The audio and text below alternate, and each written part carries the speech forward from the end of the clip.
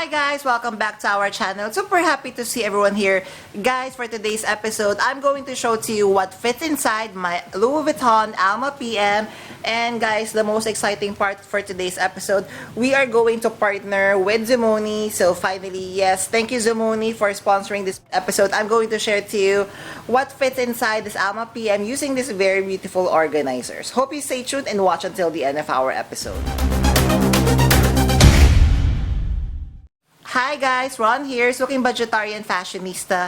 I publish vlog every Wednesdays and Saturdays about fashion. I do luxury shopping vlogs, hauls, and unboxings.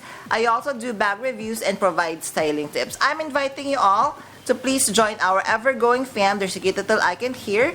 So please click on this one so you can easily subscribe and be a member of our growing luxury addicted family. Please help me reach 5,000 to 6,000 subbies this year. We are almost there. So every new subscription, every new subscriber is very much welcome here. Also, kindly like, share, comment on this video, and follow me on my new Instagram account. That's at Ramiro52 for daily updates and styling tips coming from me. Alright guys, yesterday I have just received the package from ZOOMONI, so let me get it. So it is inside, it was delivered via FedEx and it's here. I just removed the entire packaging. So this is the first time that I would be seeing this customized bag organizer. So they have contacted me and wanted to collaborate, and I'm so happy because of course I love ZOOMONI, I love their product, and I love how they customize these felt organizers. So let us unbox first and let us discuss. Also guys, since they are our brand new partners here, I'm happy to share that I'm going to put here a coupon code that you could use at zoomoni.com. So it's a 20% discount, right? So it is such a huge discount that you could purchase or that you could use to purchase any products from zoomoni.com, from bag organizers to bag accessories. They have dust bags, they have pouches, everything that you could think of. Also, of course, best part is you could customize your very own ZOOMONI Bag Organizer. So let me just open this up. So here, what it looks like from ZOOMONI, and it says here, thank you from our hearts to yours. Very beautiful packaging. So let me just get this first. So guys, the way I customize it, so actually one of the reasons why I love ZOOMONI, so when I have visited their website, I was so surprised with the amount of items that I could purchase from their website. So of course, I wanted a bag organizer. So for my Alma PM, I was using an old one, but it is a small one for my Alma BB, so I don't have one for my Alma PM. And guys, this Alma PM has been on my constant rotation since, you know, the start of 2025 because I love the size of this one. It doesn't have any logos. And of course, I could decorate her with my very beautiful bag charms over here. So anyways, going back, so here, oh, okay. Let me just, alright. Okay, so this is the card from ZOOMONI. So as mentioned, I'm going to link them here and also put them on the description box. So make sure that you check them out guys, including of course the coupon code that I'm flashing here on the screen. So this is the, I believe this is the bag shaper. So this would help the base of the bag to be more sturdier. So that's nice. So that's the one of the things that I've customized. Then of course, oh wow, I believe these are the free pouches. Thank you ZOOMONI for providing this to me. Definitely I could use this. Super nice. Oh wow, let me just get my cutter.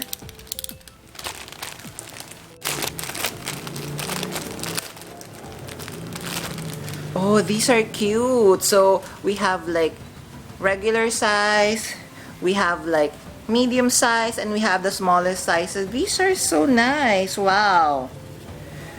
Okay, these are nice. So ZOOMONI here, and these are the materials. So I believe these are also available on the website, and again, you could purchase this one using my coupon code. Then we have another one in a different color. Wow. So let me just unbox this really quickly for you. I wasn't expecting this. You're so generous. Thank you again. So here, okay. So this one, the shape of this one is rectangle, and this one is a square. So same thing. So small, large one. Then we have the medium, And then we have the baby one. Super cute. This is such wonderful. This is the first time that I'm seeing this as well from a bag organizer company. So you could put this one of your any bag sizes. Definitely would help to organize the insert. Then this one, guys, we have the small pouches. So for the small pouches, wow.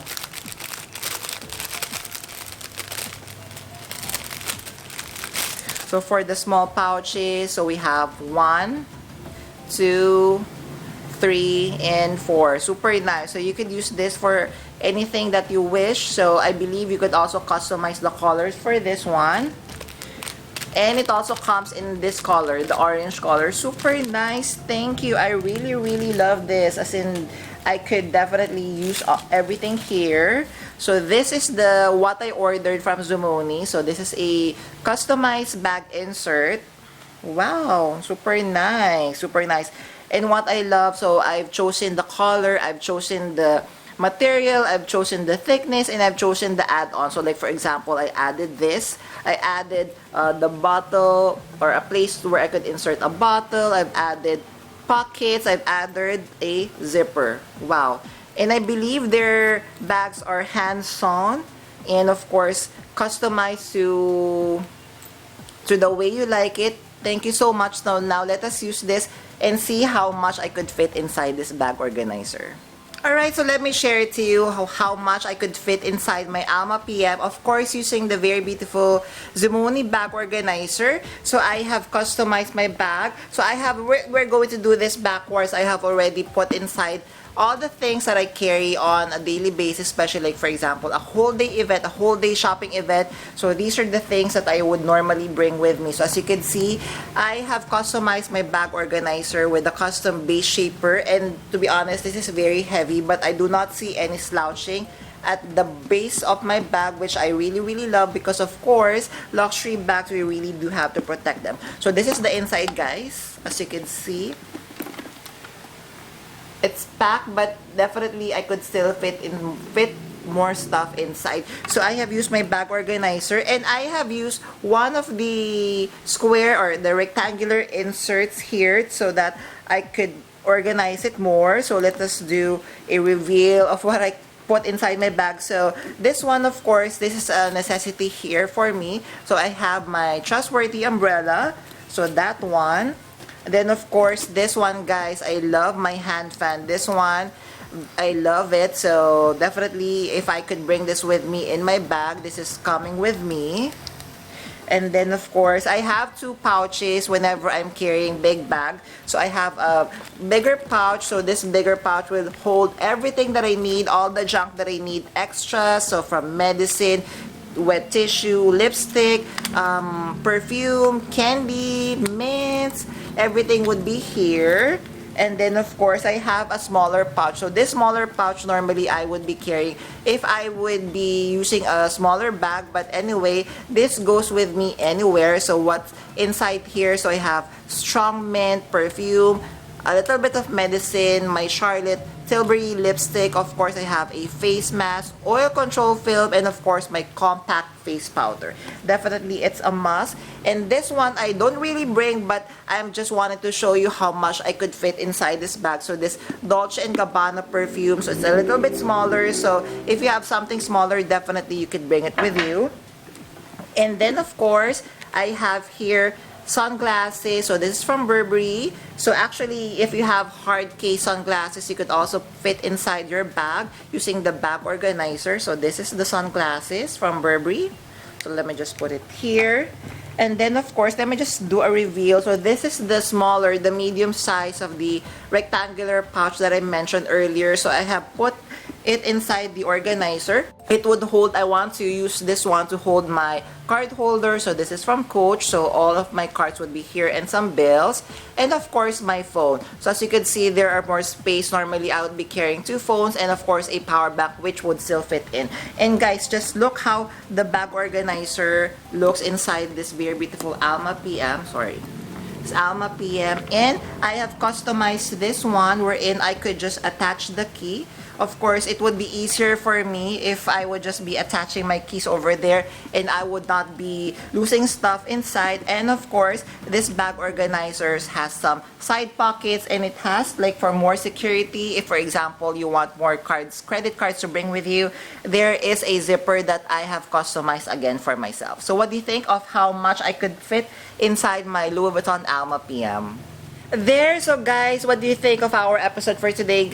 If you want more content of what fits inside my luxury bags, this is the very first episode. If you want more, kindly comment down below and I would be happy to do it for you. We have Alma BBs and all the good stuff I could share to you. And again, thank you to ZOOMONI for sponsoring this video. And guys, I'm highly encouraging, to be honest, this is the first time that I'm ordered from ZOOMONI, and I'm really impressed with the quality, with the packaging, with the many accessories that they're not just bag makers, so they could provide different accessories. Just check their website out, and most importantly guys, just use my coupon code, my discount code. That's 20% off your purchase. That's amazing, right? So I'm going to link their website and of course the discount code on the description box below.